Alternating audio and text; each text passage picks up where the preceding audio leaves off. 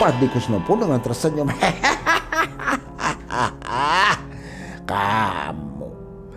Kamu datang ke tempat Abah ini adalah tepat. Pak D ini orang sakti mandraguna. Tidak ada orang yang bisa melawan. Pak D ini menyelesaikan masalah tanpa masalah. Pasca membacakan lafaz la ilaha illa anta tadi, botol yang dipegang oleh Mbak Ita pecah seketika, meledak di situ.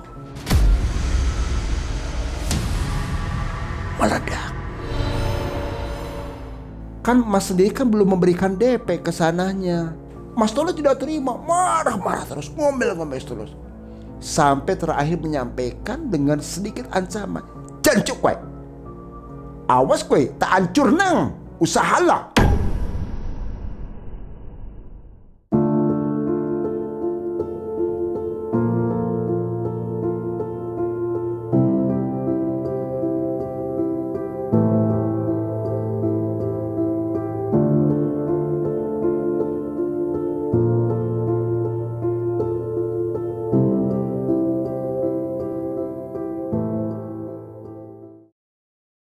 Bismillahirrahmanirrahim. Assalamualaikum warahmatullahi wabarakatuh.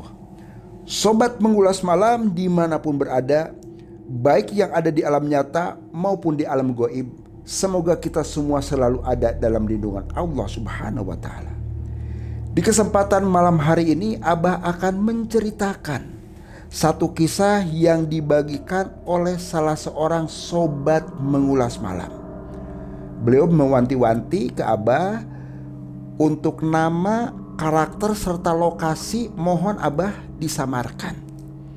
Beliau mewanti-wanti seperti itu untuk menjaga satu privasi dan juga kejadian kelak di kemudian hari. Jikalau dari sobat mengulas malam punya cerita mistis, silahkan dikirim melalui alamat email di bawah ini. Insya Allah nanti Abah akan ceritakan.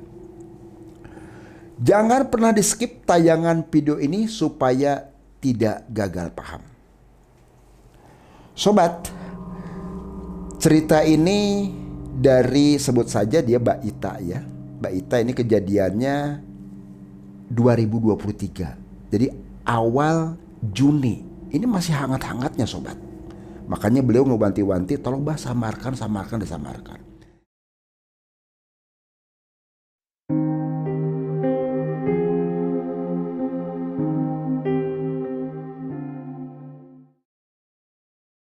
Mbak Ita ini adalah mantan atlet angkat berat di salah satu kota di Jawa Barat. Dulu beliau sendiri ya 20 tahun ke belakang ini prestasinya dari mulai tingkat daerah, provinsi sampai menjuarai PON. Berbagai macam penghargaan dia terima. Dari mulai katakanlah uang pembinaan, selain dapat sertifikat, dia dapat juga piagam perunggu, perak dan juga emas. Alhamdulillah, karena seiring perjalanan Mbak Ita pun ini sekarang menjadi seorang pelatih binaraga dan juga untuk angkat berat. Mbak Ita pasca menikah dengan Pak Suwadi, alhamdulillah ini dia memiliki 3 orang anak. Kebetulan anaknya laki semua. Yang satu ini lagi proses kuliah, sudah mendekati ke S1. Masih butuh biaya yang cukup besar tentunya. Karena kosongnya dulu kandungannya, ini adiknya itu jauh banget ketinggalan. Selisihnya, kakaknya sudah menjelang S1, ini adiknya sendiri ada yang SD kelas 6 dan juga SD kelas 4. Jelas ini butuh biaya yang cukup besar. Sedangkan Mbak Ita sendiri ini adalah sekarang hanya sebatas pelatih. Berapa sih honor seorang pelatih di kita Indonesia? Suaminya yaitu Mas Wadi, dia pun berprofesi sebagai seorang sales marketing di salah satu perbankan, yaitu Bank Perkreditan Rakyat. Dia mencari nasabah ke sana kemari, ya alhamdulillah adalah hasil untuk bisa membiayai kehidupan tatanan ekonominya mereka. Tapi kembali, namanya orang hidup selalu bicara kurang dan kurang dan kurang. Apalagi ini menjelang kelulusan anaknya yang besar yang S1 tadi. Nah, satu hari Mbak Ita dengan Mas Wadi ini ngobrol sebagai suami istri, berceritakan. "Pak," kata Mbak Ita, "ya gimana? Ini tuh anak-anak ya, biaya kita ini buat si kakak ini yang paling besar. Cukup biaya besar banget ini sekarang. Ini mau menyelesaikan kuliah. Jadi untuk semester kali ini kita harus ada uang 35 juta. Sedangkan mama sendiri kan tahu lah keuangan gimana," kata Mbak Ita ke suaminya Mas Wadi. Mas Wadi menimpalin, "Iya juga sih Ma. Bapak juga ini kan sekarang lagi berusaha, dari omset Papa sebagai sales marketing di BPR ini pada berkurang sekarang ini teh.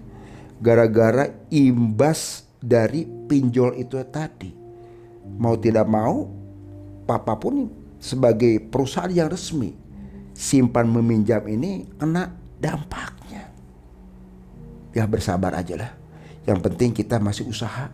Ya sudah gini aja, Mama punya tabungan enggak? Kalau tabungan sih ada Pak. Coba kan Bapak tahu sendiri, tabungan itu sendiri kan Mama pernah menjual beberapa piagam penghargaan, termasuk yang Mama banggakan dulu, yaitu piagam emas. Ya sedangkan ini nggak tahu nih ya, kok Indonesia itu seperti ini," kata Mbak Ita ke suaminya. Maksudnya gimana? Dulu Pak, waktu Mama masih jadi atlet, ini kan dieluk-elukan, dibanggakan, euforianya luar biasa. Waktu Mama masih berprestasi. Tapi kan namanya orang hidup itu pasti ada penurunan. Sekarang usia sudah menjelang tua, sudah tidak memungkinkan kita. Tapi mana ada dari pihak pemerintah kita sendiri yang memperhatikan mantan-mantan atlet Pak. Ya termasuk seperti Mama sendiri. Mama sampai jualkan tuh piagam-piagam sendiri tuh. Sekarang honor berapa sih? Kata Mbak Ita ke suaminya. Ya sudah, besar harapan nanti kita berdoa saja. Siapa tahu di 2024 presiden yang terpilih memperhatikan seluruh, khususnya atlet-atlet yang berprestasi dan juga nanti pasca mereka pensiun. Kita doakan saja, yang positif-positif aja. Amin, amin, kata Mbak Ita. Kembali karena pergerakan, tuntutan ekonomi, segala macam kebutuhan, beberapa minggu kemudian Mbak Ita pun masih menyampaikan lagi ke suaminya sebagai tulang punggungnya tadi. "Pak, apa? Ini biaya tuh gimana ya? Biaya apa lagi? Itu kan buat anak-anak tuh. Si Dede sekarang sudah mau masuk sekolah lagi, SMP biaya. Ya sudah gini aja lah. Gini bagaimana? Mama jualan aja mah. Jualan warungan atau gimana, setidak-tidaknya bisa kita Mama bisa bantu. Bisa bantu. Jualan sembako kayak Mak dulu." Jadi Mas Wadi itu mengingatkan ke Mbak Ita bahwasanya kan ibunya Mbak Ita dulu juga jualan sembako, sayuran segala macam. Tapi apa jawab Mbak Ita? "Mama trauma Pak. Mama trauma atas kejadian yang menimpa Mama sendiri." Jadi Mbak Ita itu trauma atas kejadian ibunya dulu waktu jualan. Ibunya Mbak Ita, sebut aja itu dia Bu Lastri, itu jualannya luar biasa dulu.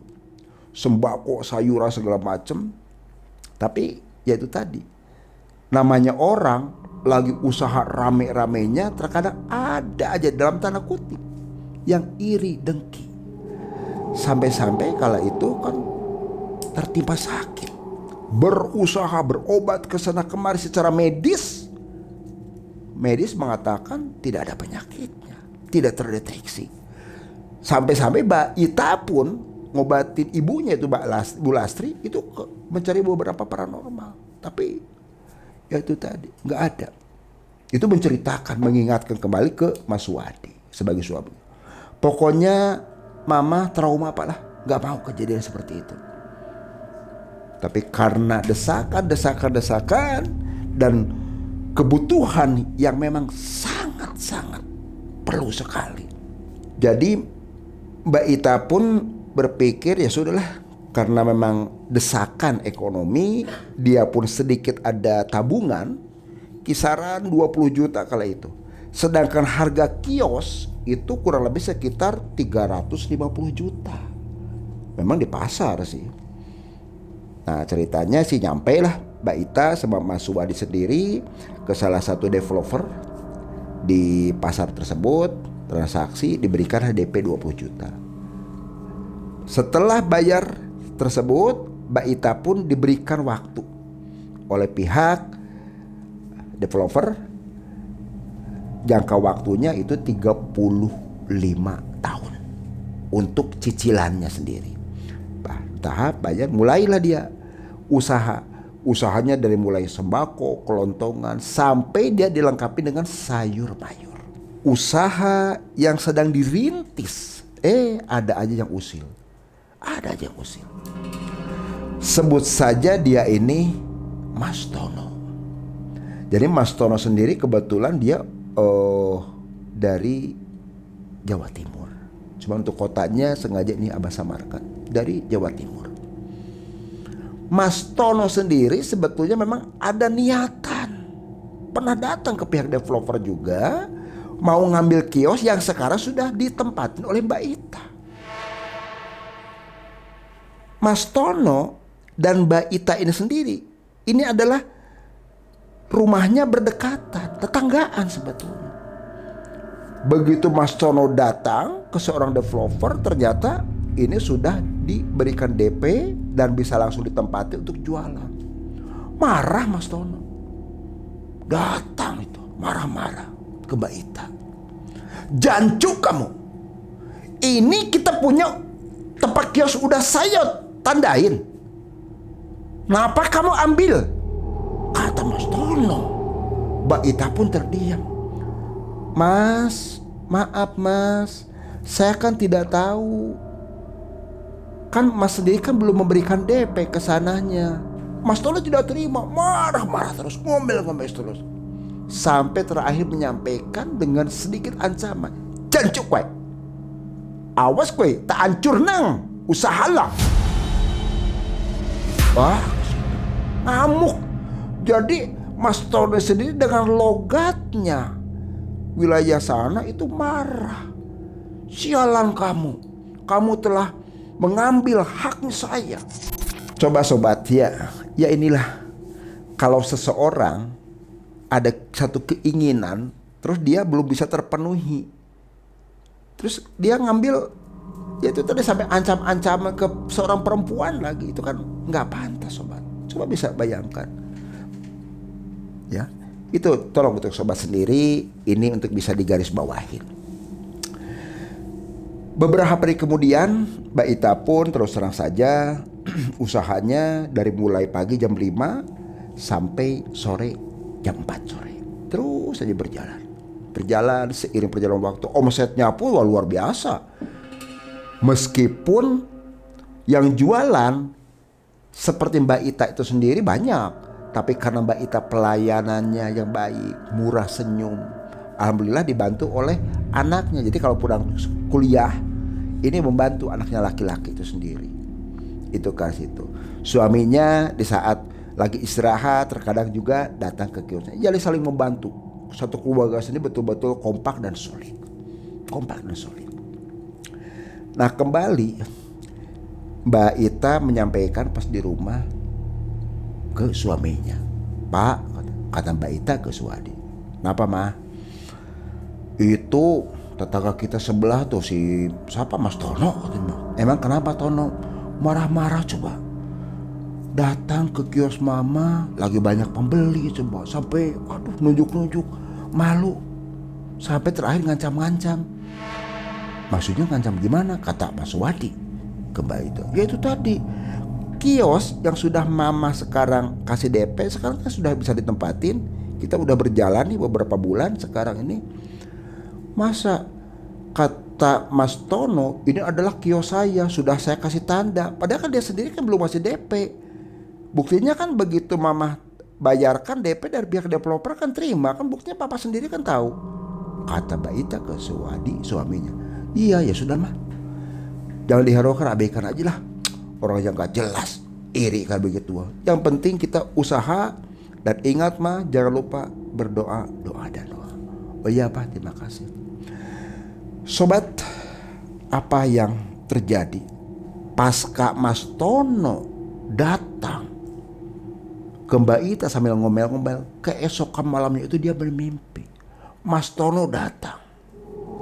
Mas Tono datang. Mbak Ita, oh iya Mas, kenapa? Masuk. Iya masuk saya.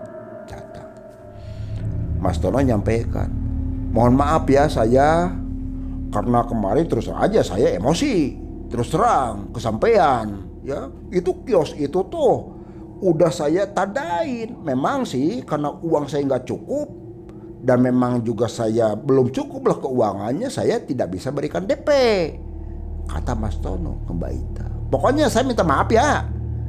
Nah udah lama Mbak Ita pun ya sudah gak apa-apa Mas. Nama juga kita bertetangga, harus kita rukun. Sama siapa lagi?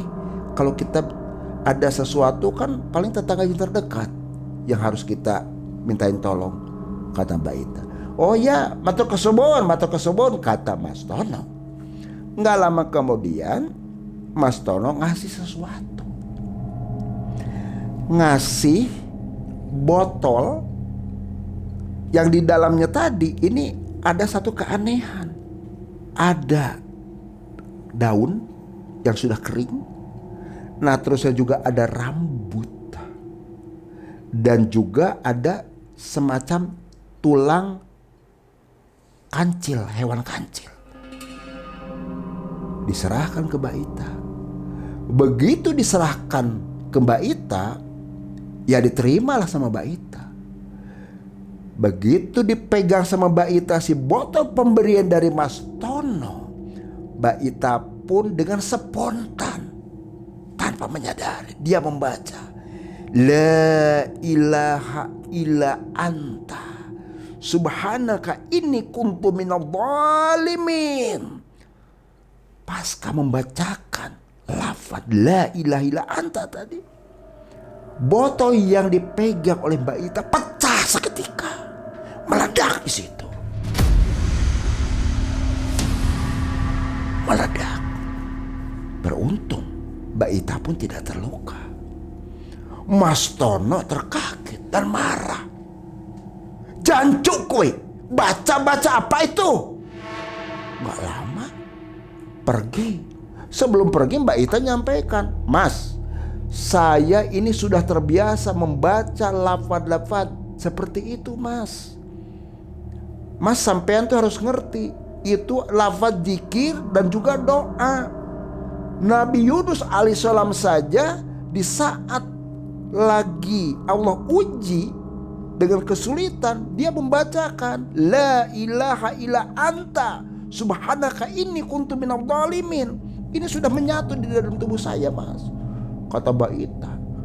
Ya Mas Tono langsung aja ngeleos begitu aja. Begitu saja. Gak lama botol yang ada yang pecahan itu disapukan. Dilihat lagi sama Mbak Ita, ternyata benar. Ada daun yang sudah pada kering. Juga ada rambut. Dan juga ada tulang kancil. Begitu nyapu mau dibuang ke situ tuh, Mbak Ita baru mulai tersadar. Astagfirullahaladzim. Astagfirullahaladzim. Ada tanda-tanda apa ini buat saya dan keluarga, kata Mbak Ita. Tapi Mbak Ita tetap berpola pikir positif saja, memohon kepada Allah, ya Allah, lindungi saya dan keluarga dari hal-hal yang tidak diinginkan dari siapapun juga, ya Allah, mohon lindungi ya Allah. Mbak Ita berdoa. Nah, ke situ karena sudah seperti biasa, dia pagi sudah di pasar, dibantu beberapa anaknya. Kalau sudah pulang sekolah sampai sore, suami juga tetap bantu. Tapi apa yang terjadi, sobat ya? Pasca pulang 3 hari lah kejadian teh. Mbak Ita sampaikan di saat pulang asar selesai menjelang maghrib, dia mau menjelang sholat maghrib, ini ada satu kejanggalan. Di kamarnya Mbak Ita itu seperti ada sosok makhluk anak kecil itu hitam. Anak kecil hitam di bawah tempat tidurnya Mbak Ita. Mbak Ita pun terkaget melihat ke bawah seperti ini. Nggak lama kemudian sosok makhluk yang kecil yang belum jelas bentuknya seperti apa itu ternyata berubah menjadi asap yang hitam pekat. Hitam pekat. Nggak lama kemudian si asap tersebut keluar begitu saja. Keesokan hari, karena ini sudah menjadi satu kegiatan rutin Mbak Ita di pasar pagi, jualan sampai sore, segala macam. 1 minggu, 2 minggu, sampai 1 bulan berjalan, ada satu keanehan yang Mbak Ita rasakan. Bisa dibayangkan sobat, namanya seorang orang pedagang itu kalau jualannya habis, dagangan yang dihabis, yang terjual, otomatis uang pun pasti kan banyak tersimpan. Tapi itu kebalikannya sobat. Barang yang Mbak Ita jual, sayur mayur, sembako segala macam, ini habis, tapi uangnya sendiri ini tidak ada. Bingung Mbak Ita, bingung. Dan cerita ke suaminya. Ya suami juga terdiam. Ya sudahlah mah, tetap kita mah usaha yang lancar-lancar saja, yang lurus-lurus saja, jangan berpikir hal yang aneh-aneh, kata suaminya ke Mbak Ita. Ya Mbak Ita pun terus berjualan, jualan. Tapi apa yang terjadi sobat? Di saat Mbak Ita mau tidur, Mbak Ita kehadiran satu sosok. Antara tidur dan tidak sebetulnya Mbak Ita. Jadi ada sosok yang tiba-tiba muncul persis di depannya Mbak Ita. Seperti pocong. Pakaiannya ini bukan putih bersih tapi sudah kumal.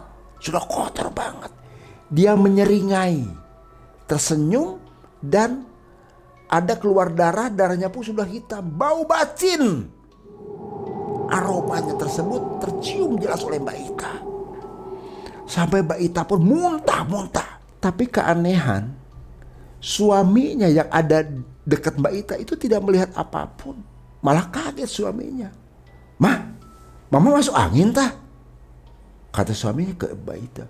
"Enggak Pak, itu Pak lihat Pak." "Lihat apa?" Kata Pak Suwadi ke Mbak Ita. "Itu lihat ada pocong," katanya. "Mama jangan mimpi mah, istighfar mah," kata Mas Suwadi ke Mbak Ita. "Coba lihat itu Pak, itu betul pocong Pak." Disuruh istighfar, hanya istighfar. Mbak Ita sendiri gak lama kemudian hilang begitu saja. Ternyata kehadiran sosok itu bukan hanya sekali 2 kali, tapi pada keesokan harinya pun ada lagi yang lebih bikin Mbak Ita terkaget dan hampir shock kala itu. Sosok perempuan berambutnya panjang, pakaiannya putih, tapi mukanya rata. Mbak Ita pun pingsan melihat satu sosok tersebut. Begitu Mbak Ita jatuh pingsan, suaminya Mas Suwadi sendiri ya bingung. Minta tolonglah ke tetangganya, ke Pak Sulem. Jadi ada Pak Ustadz Sulem, tetangga yang Pak Suwadi, tidak jauh dari komplek perumahan itu. Datang menceritakan, Assalamualaikum Pak Ustadz. Waalaikumsalam. Kenapa Mas Suwadi? Pak Ustadz tolonglah, itu istri saya nggak tahu kok pingsan katanya. Oh ya sudah. Nggak lama Pak Ustadz Sulem pun dibawa sama Pak Suwadi. Periksa, begitu Pak Ustadz Sulem persis ada di tempatnya Mbak Ita yang sedang berbaring, dilihat oleh Pak Ustadz Sulem. Pak Ustadz Sulem hanya menyampaikan astagfirullahaladzim, astagfirullahaladzim. Wah, ini ada yang gak beres, ada yang gak beres, kata Pak Ustadz Sulem. Tolong Pak Ustadz lah, kalau bisa sih dibantu, insya Allah nanti Bapak akan bantu, tapi ya disesuaikan dengan kemampuan Bapak juga, kata Pak Ustadz Sulem ke Mas Suwadi. Minta air Bapak. Gak lama air diberikan di botol, dibacakan doa-doa, tolong minumkan ke istri kamu Ita. Diminumkan sama sebagian diraupkan ke mukanya. Alhamdulillah setelah itu sadar. Nah, Mbak Ita begitu sadar langsung menangis dia. Menangis. Berceritalah Mbak Ita ini ke Pak Ustadz Sulem. Yang kebetulan Pak Ustadz Sulem sendiri ini pernah dulu ngebantu almarhumah ibunya Ita, yaitu Mbak Lastri dulu yang pernah meninggal. Jadi Mbak Ita teringat lagi bahwasanya apa yang pernah disampaikan oleh Pak Ustadz Sulem di saat ibunya yang sedang usaha dagang sembako, sayur mayur segala macam, itu pernah ada yang iri dengki. Padahal dia selama ini tidak pernah mengeluhkan penyakit apapun. Tapi karena sudah minta ke Pak Ustadz Sulem, ternyata penanganannya sudah terlambat. Keluar kala itu dari tubuh, dari kakinya ada jarum, ada rambut dari perut pada keluar. Cuma apa dikata, sudah terlambat. Ibunya Ita pun meninggal kala itu. Ustadz Sulem pun ngingetin lagi ke Ita, Bapak teringat mendiang ibu kamu Lastri. Coba kamu usaha ke yang lain Ita. Bapak terus terang saja tidak mampu untuk mengatasi hal seperti ini Ita. Jangan sampai nanti kamu menjadi korban seperti ibu kamu sendiri, kata Pak Ustadz Sulem ke Mbak Ita. Ya udah Pak Ustadz, kalau begitu insya Allah nanti saya akan berusaha cari. Cuma kalaupun ada Pak Ustadz, tolonglah kasih tahu saya Pak Ustadz. Kira-kira siapa Pak Ustadz yang bisa bantuin saya, kata Mbak Ita dan Mas Suwadi ke Pak Ustadz Sulem. Oh gini saja, Bapak akan ngasih tahu kamu, yaitu namanya Kang Edi. Kang Edi adalah memang sih dia Ustadz juga, tapi dia memang lebih ke supernaturalnya, lebih mempelajari ke arah hikmahnya. Coba aja nanti ke sana. Insya Allah nanti kamu ketemu, bilang aja dari Sulem gitu aja ya. Oh siap Pak Ustadz. Nah keesokan harinya setelah dapat informasi itu pun dia datang ke Pak Edi. Assalamualaikum Pak Ustadz. Waalaikumsalam. Ayo masuk. Masuklah Mbak Ita sama Mas Suwadi, ketemu sama Pak Edi. Ada apa ini? Dari mana dek? Ini siapa? Oh ini perkenalkan istri saya Pak Ustadz. Saya sih tidak jauh Pak Ustadz dari rumahnya sini. Kebetulan saya itu dapat informasi dari, bilang sih temannya Pak Ustadz Sulem. Oh iya betul, itu teman saya waktu masih di pondok. Ada apa yang bisa dibantu? Berceritalah panjang lebar Mbak Ita dan Mas Suwadi sendiri. Nggak lama kemudian Pak Ustadz Edi pun itu terdiam sejenak, ada kurang lebih 10 menitan lah. Pasca itu dia langsung bukakan matanya lagi dan menyampaikan, Mbak Ita sama Mas Suwadi, apakah sampean berdua pernah ada urusan dengan orang lain dengan saudara ataupun misalkan tetangga atau siapapun. Kata Pak Edi ke Mbak Ita dan Suwadi. Mas Suwadi nyampaikan, kalau saya sih nggak ada ya. Selama ini saya di kerjaan juga aman-aman saya Ustadz. Oh, coba kalau kamu sendiri gimana ini Ita? Mbak Ita sambil berpikir, kalau masalah sih Ita sih rasa sih nggak ada Pak Ustadz ya. Selama ini Ita dengan tetangga baik-baik saja, baik, nggak pernah lah, nggak pernah. Apalagi almarhum mendiang bapak, almarhumah ibu sering ngajarin ke Ita juga harus kita berbuat baik, saling tolong menolong sesama. Pikir Ita sih Ita nggak ada masalah Ustadz. Kata Ita ke Pak Edi, coba ingat-ingat lagi yang sekarang ini, coba ingat-ingat lagi. Setelah disampaikan itu, Mbak Ita pun ingat, terdiam sejenak, baru mengucap, Astagfirullahaladzim Pak Ustadz. Ada apa? Kenapa? Kata, saya baru teringat Pak Ustadz. Ceritanya gini Pak Ustadz, saya kan bantu suami ini, kan memang kebutuhan Pak Ustadz. Jadi saya itu dari hasil tabungan sedikit-sedikit saya beli kios Pak Ustadz. Belum lunas kios juga ya, baru DP, tapi alhamdulillah sudah bisa ditempatin. Beberapa minggu saya tempatin, nggak tahunya tetangga sebelah rumah saya itu datang Pak Ustadz, ngontrok ke tempat usahanya saya yang di pasar tadi. Mencak-mencak Ustadz, sampai ngancam-ngancam. Konon katanya dia itu kios yang ditempatin saya sekarang ini adalah kios yang sudah ditandain sama dia. Jadi Mbak Ita pun bercerita panjang lebar. Dia pernah bermimpi sampai kehadiran satu sosok yang bikin seram segala macam. Dan bahkan yang jadi keanehan, Mbak Ita bercerita dagangannya laku, habis katakanlah. Tapi uang tidak terkumpul, habis seketika juga. Begitu penjelasan secara rinci dari Mbak Ita, Pak Ustadz Edi pun terdiam sambil bersidak. Nggak tahu membaca mantra apa, nggak tahu membaca doa-doa apa. Ada kurang lebih sekitar 10-15 menitan lah, baru dia menyampaikan, Astagfirullahaladzim. Dah, kamu bawa aja ini air. Bawa ini aja air ya. Jangan lupa nanti yang kerja di sana siapa aja. Oh, dibantu anak-anak Pak Ustadz. Oh ya sudah.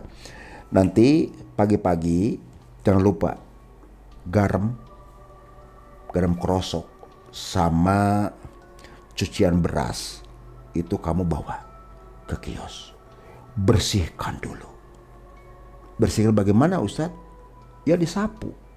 Disapu sendiri, tujuannya itu tadi selain bersih secara lahir, bersih juga secara hal-hal yang tidak kelihatan oleh kita. Jangan lupa nanti di kios ada keran nggak? Oh ada Ustadz, ada. Nah bagus kalau begitu. Keran kasih selang, nanti sambil dipegangin, ya seperti ditekan kayak begituan. Ya, oh maksudnya ya biar jauh lah nyemprotnya. Oh siap, paham Ustadz. Nanti sapu, jangan lupa nanti kamu Ita baca Al-Ikhlas. Suami kamu baca surat An-Nas. Anak kamu nanti kalau biasa kan ada yang bantu nih pagi-pagi baca surat Al-Falaq. Insya Allah ini untuk menetralisir. Oh siap Ustaz. Ini untuk garamnya bagaimana Ustaz, sama cucian beras ini nanti yang pernah saya kumpulin. Ini untuk ditaburin aja, nggak apa-apa nanti. Tapi jangan lupa baca itu. Setelah diberikan penjelasan panjang lebar oleh Pak Ustadz Edi, Mbak Ita dan suaminya pun Mbak Suwadi pun pamitan. Berangkatlah.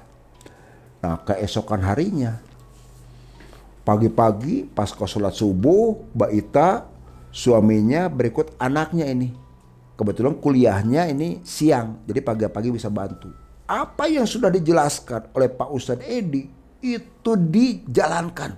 oleh Mbak Ita suami sama anaknya tadi.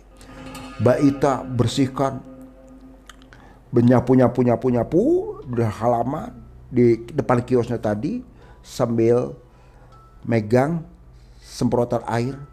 Suaminya pun sama anaknya membantu juga menata barang. Mbak Ita baca Al-Ikhlas, suaminya baca Anas, anaknya juga baca Al-Falaq segala macam. Alhamdulillah udah selesai. Garam krosok yang sudah dibacain oleh Pak Ustadz itu ditaburin di sekeliling kios tadi. Cucian beras hanya dikepret aja di bagian depan. Alhamdulillah. Pasca itu beberapa minggu kemudian ada satu perubahan yang di luar nalar Mbak Ita. Di luar nalar Mbak Ita. Yang tadinya jualannya dagangan habis, uangnya juga habis, tapi ini sudah mulai normal kembali. Secara bertahap. Tapi apa yang terjadi sobat? Kebetulan Mas Tono yang tetangganya Mbak Ita ini memang sudah dijelaskan oleh Pak Ustadz Edi juga. Ini adalah memang orang yang tidak jauh. Yang Mbak Ita baru coba berpikir, aduh mungkin Mas Tono. Itu ya menduga-duga seperti itu. Tapi kalau nuduh sih tidak. Tapi apa yang terjadi? Kebetulan rumahnya dempetan banget. Itu bentengnya itu benteng rumah Mbak Ita. Kali ada bunyi kuduk dipukul-pukul. Terus aja dipukul-pukul. Gak lama kemudian anaknya yang laki-laki, anaknya Ketono itu pada keluar. Keesokannya dengan bapaknya Pak Tono. Pamitan sempat. Mau tindak pundi mas? Kata Mbak Ita. Oh saya mau pulang kampung. Katanya. Pulang kampung. Oh sih hati-hati di jalan. Ya cuma gitu aja.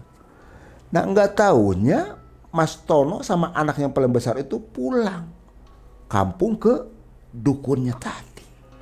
Ke seorang paranormal yang memang menjadikan pegangan yaitu Pak D. Kusno. Pak D. Kusno sendiri adalah salah seorang dukun. Badannya sendiri udah kurus kering lah. Seperti punya penyakit TBC. Sudah kurus kering, tinggi. Rambut udah putih, beruban semua aja. Datang Mas Tono. Assalamualaikum Mbah. Assalamualaikum Pak D. Waalaikumsalam. Ayo masuk. Masuk. Ada apa kalian sini? Kata Pak D. Kusno ke Tono. Ini Bah, saya tuh mau minta sesuatu lagi. Kok badan saya pada meriang kabeh? Wah apa? Jadi badannya pada sakit katanya. Pada sakit. Nah gak lama kemudian Tono menyampaikan secara detail. Bah Kusno, saya datang ke Abah sini, itu tetangga saya yang sebelah yang sudah bikin sakit hati ke saya, minta dimusnahkan Bah. Kata Tono ke Pak D. Kusno. Pak D. Kusno pun dengan tersenyum.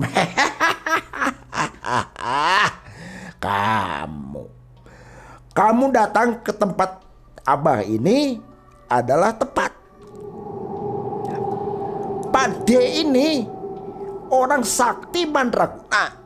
Tidak ada orang yang bisa melawan. Pak D ini menyelesaikan masalah tanpa masalah. Kata Pak D. Kusno ke Tono. Tono terdiam, nunduk. Terusan dia pun menjawab. Pak D menyelesaikan masalah tanpa masalah. Pripun Pak D? Kok itu sih kayak pegadaian Pak D? Kata Tono ke Pak D. Kusno. Pak D. Kusno pun menjawab, kamu jangan banyak cincong. Ya, yang terpenting kamu datang, masalah kamu akan selesai. Beres semuanya. Mandi kamu sana. Mandi. Jadi Tono itu disuruh mandi. Bersihkan lagi seluruh badannya. Gak lama pun langsung ngadep lagi. Ngadep. Datang, suruh masuk ke kamar tempat ritualnya Pade Kusno.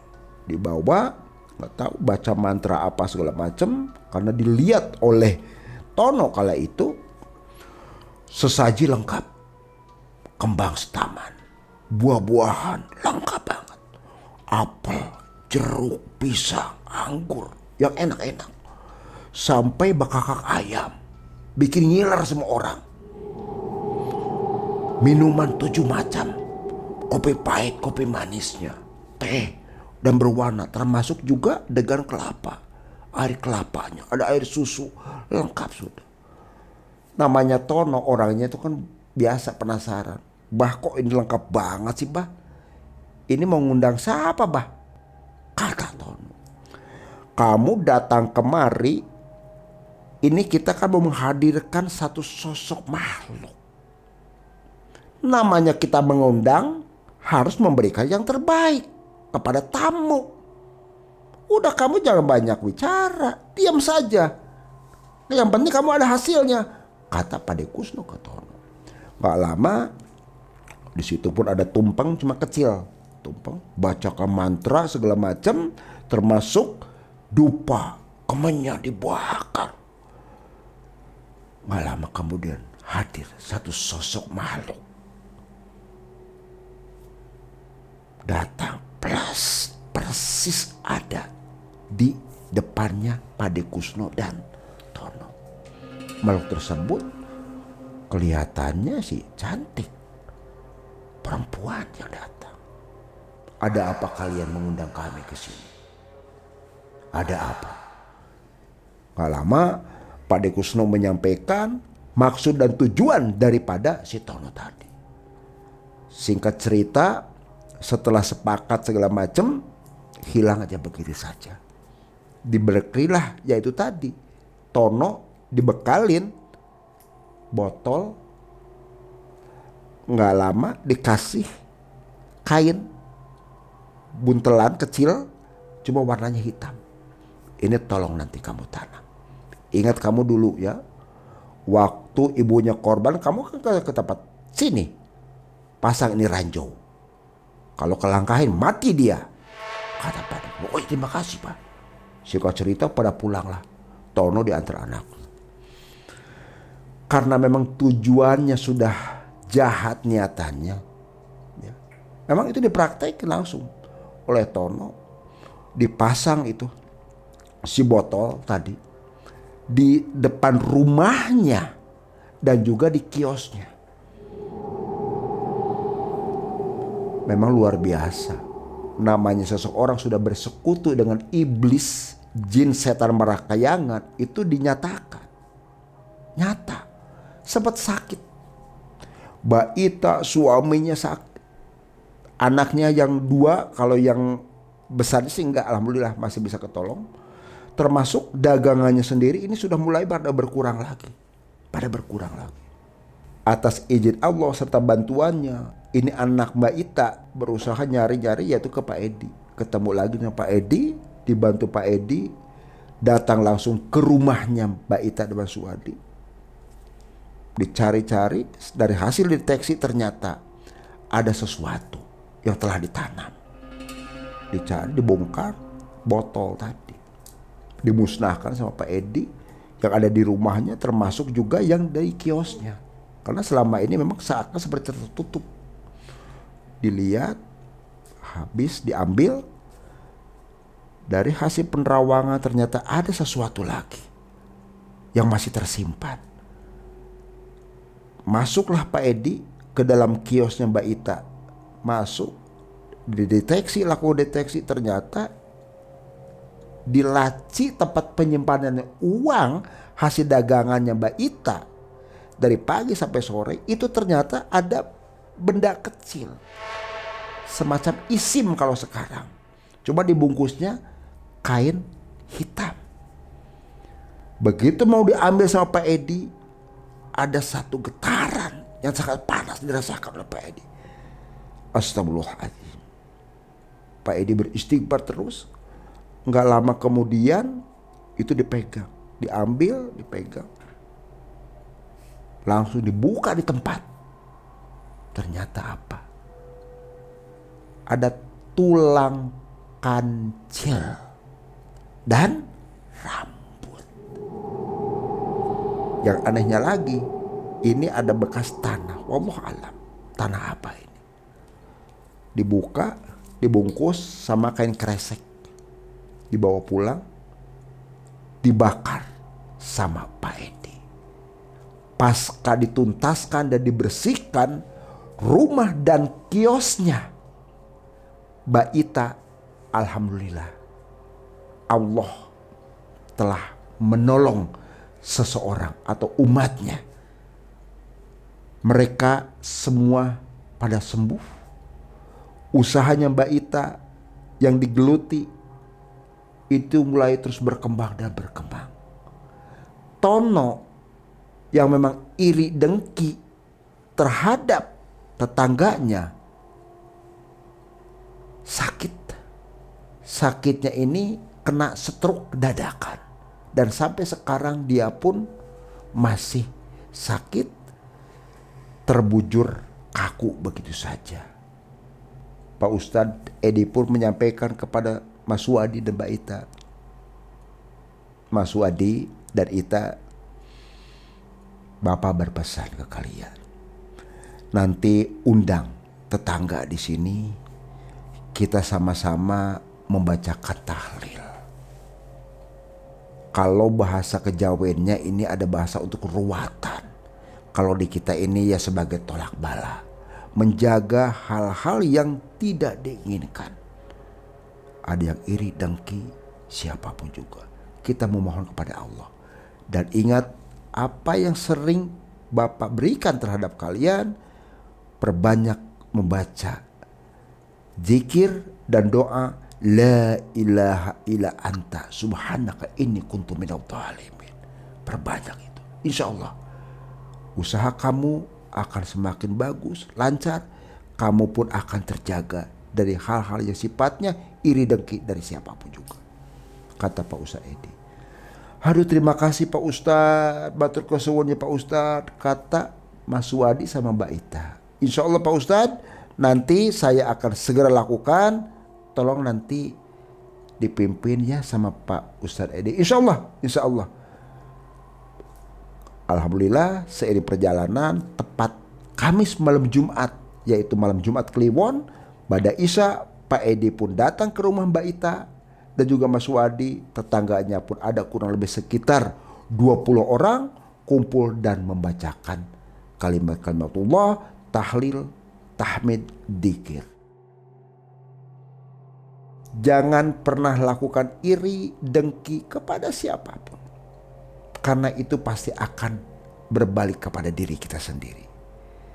Perbanyaklah kita membacakan dzikir, sholawat, tahmid dan tahlil. Insya Allah, Allah pun akan menjaga kita pagi, siang, sore, dan malam. Insya Allah, yang penting kita lakukan doa dan usaha. Allah akan memberikan jalan yang terbaik.